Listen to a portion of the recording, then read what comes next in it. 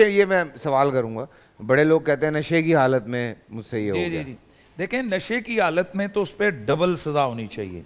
نشے کی حالت میں واقع کہی جانے والی طلاق بالکل واقع ہو جاتی ہے. اس کی وجہ یہ ہے کہ ایک آدمی ہے جس کا پاگل ہے اور وہ کسی کو قتل کر دے تو وہ پاگل ہے, اس کے لیے حکم اور ہے. اور اگر کوئی شراب پی کے قتل کرے اس کو ڈبل سزا دی جاتی ہے. کوئی عدالت یہ عذر نہیں کہ جی میں نشے میں, تو کہتے ہیں اچھا چونکہ یہ نشہ انسان کا اختیاری ہے اور وہ جو حالت معتوب ہے یہ قسم کی بیماری ہے کہ ایک آدمی غصے میں اس قدر اس کی ذہنی حالت چلی جائے کہ جو اس کے اختیار میں نہ ہو, تو یہ غیر اختیاری چیز ہے, یہ اللہ کی طرف سے. اور اسی طرح ایک آدمی مجنون ہے, پاگل ہو گیا اور وہ طلاق دے رہے, وہ نہیں ہوگی کیونکہ اس کے اختیار میں نہیں ہے. یہ نشہ اس کے اختیار میں تھا, لہذا نشے میں کیا گیا اس کا جرم وہ اور زیادہ سخت ہو جاتا ہے. میرا ایک اور بڑا انٹرسٹنگ سوال ہے, کئی دفعہ یہ ہوتا ہے کہ لڑکا جو ہے وہ گھر والوں کے پریشر میں آ کے طلاق دے دیتا ہے اور اس کے بعد پیچھے سے ملاقاتیں بھی ہو رہی ہوتی ہیں. کیا؟ ہاں, لا حول ولا قوت الا باللہ. کیا ہوتا ہے؟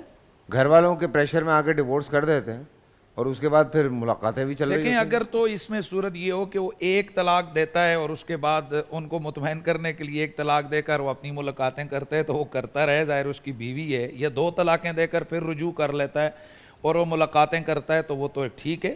لیکن جب 3 طلاقیں دے کر اپنی بیوی کو اپنے نکاح سے اس نے خارج کر دیا تو میں سمجھتا ہوں کہ یہ حرام ہے اور یہ بدکاری اور زنا ہے.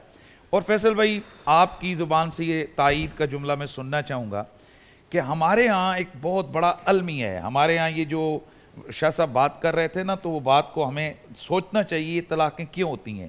ہم نے اس لفظ طلاق کو, یہ جو شرعی احکام ہیں, ان کو اس قدر آسان اور مذاق بنا لی ہے کہ ہمارے ڈراموں کے اندر اس کی ایسے غیر اہم انداز سے اس کو کیا جاتا ہے. مثلا لڑکی کو یہ سکھایا جاتا ہے طلاق ہو گئی تو کیا ہے, میں نہیں جی سکوں گی, میں ادھر سے کر لوں گی, یا طلاق سے پہلے 3 لوگوں سے یاریاں لگا رہی ہوتی ہے. تو یہ ہمارے ڈرامے معاشرے کی پوری اصلاح کا ذریعہ ہونے چاہیے. لیکن میں آپ کو بتاؤں, اور پھر ایک اس میں لڑکی کا جو بعد میں حشر بھی دکھاتے ہیں نا, وہ بہت برا دکھاتے ہیں. بڑا مشہور ہے کہ جناب عدت گئی بھاڑ میں, یعنی قرآن اور سنت کی جو چیزیں ہیں, مطلب وہ کیریکٹر تھا سر, اس کے ساتھ پھر جو بعد میں ہوا تھا وہ بھی تو آپ نے نہیں دیکھا نا.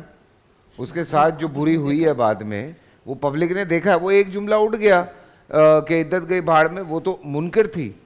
تو اس کے بعد جو اس کے ساتھ ہوا وہ دکھایا ہے اس میں کہ اس کے ساتھ برا ہوا. لیکن ہمارا یہ کہنے کا مقصد ہے کہ اس قسم کی جو دین سے متصادم چیزیں کم از کم وہ ڈراموں میں پریکٹس نہ ہو, اس سے غلط میسج عوام میں جاتا ہے. لیکن دیکھیں, میں بار بار یہ بات کہتا ہوں, میں کوئی وکالت نہیں کر رہا ہوں, میں اس بات کے بارے میں بات کہہ چکا ہوں کہ ہم کبھی بھی یہ نہیں دکھاتے کہ ایسی کوئی لڑکی ہے, ایسا کوئی لڑکا جو ہے وہ اس کو ہم جیت دکھاتے ہیں اس کی, کہ وہ جو ہے بعد میں اس کی جیت ہو گئی ہے.